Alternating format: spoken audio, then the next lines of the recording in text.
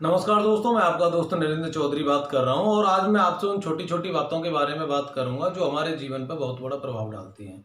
क्योंकि जब तक हम छोटे छोटे फैसले नहीं लेते, बड़े बड़े फैसले लेने में हमें बहुत ही दिक्कत होती है।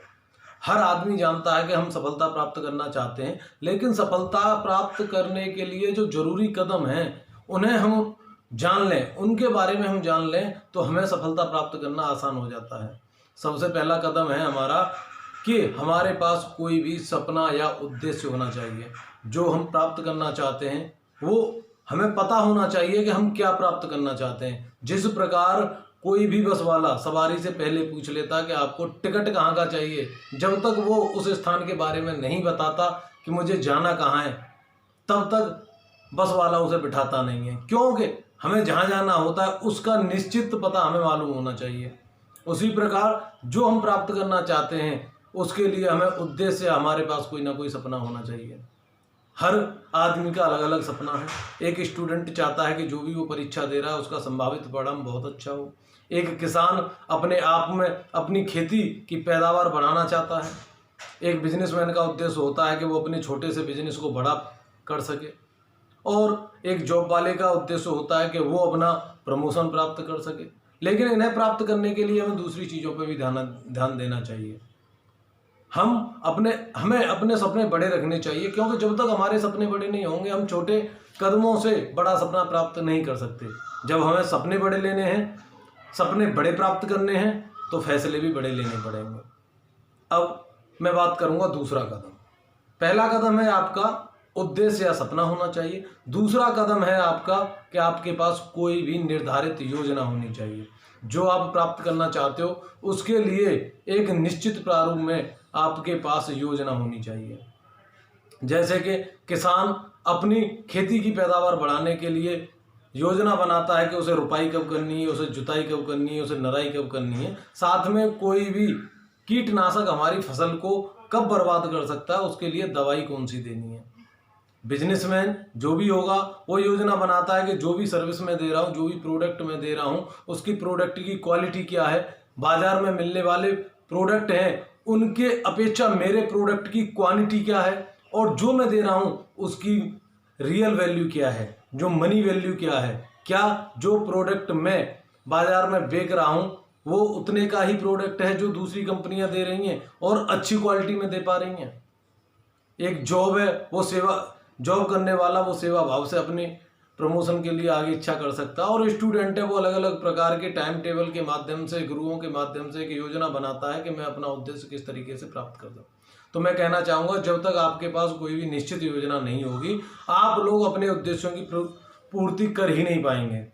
सबसे बड़ी बात है कि हमारे पास अपने जीवन में कहीं भी पहुंचने के लिए जो भी हम प्राप्त करना चाहते हैं उसके लिए उद्देश्य होना जरूरी है। अगर हमारे पास कोई उद्देश्य नहीं है, कोई योजना नहीं है, तो हम अपने जीवन में कहीं भी नहीं पहुंच पाएंगे। और बिना गोल पोस्ट के हम फुटबॉल का मैच खेलते रहेंगे, हमारे जीवन का कोई भी मूल्य निर्धारित नहीं होगा।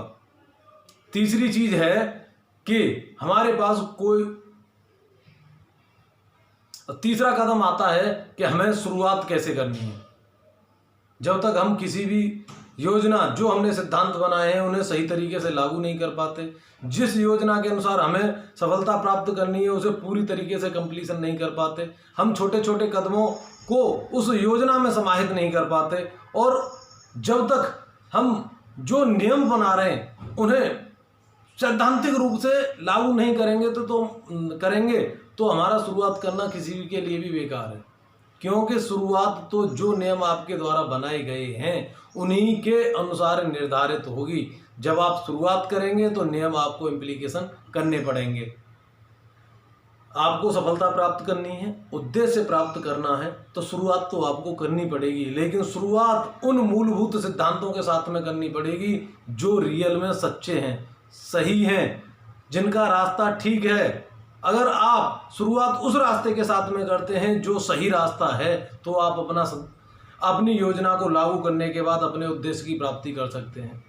तीसरी चीज आती है क्रियाकलाप। अब हमने अपने किसी भी उद्देश्य की प्राप्ति के लिए शुरुआत तो कर दी है, योजना हम पहले बना चुके हैं, लेकिन हमारे क्रियाकलाप जो हम कर रहे हैं क्या वो हमारा उद्देश्य पूर्ति के लिए संपूर्ण हैं? क्या हम उन क्रियाकलाप के द्वारा अपने उद्देश्यों की पूर्ति कर सकते हैं? कहीं ऐसा तो नहीं है कि हम रास्ता भटक गए हैं? कहीं ऐसा तो नहीं है जो योजना हमने पहले बनाई थी उसमें कुछ कमी रह गई, उसमें कुछ सुधार की जरूरत है?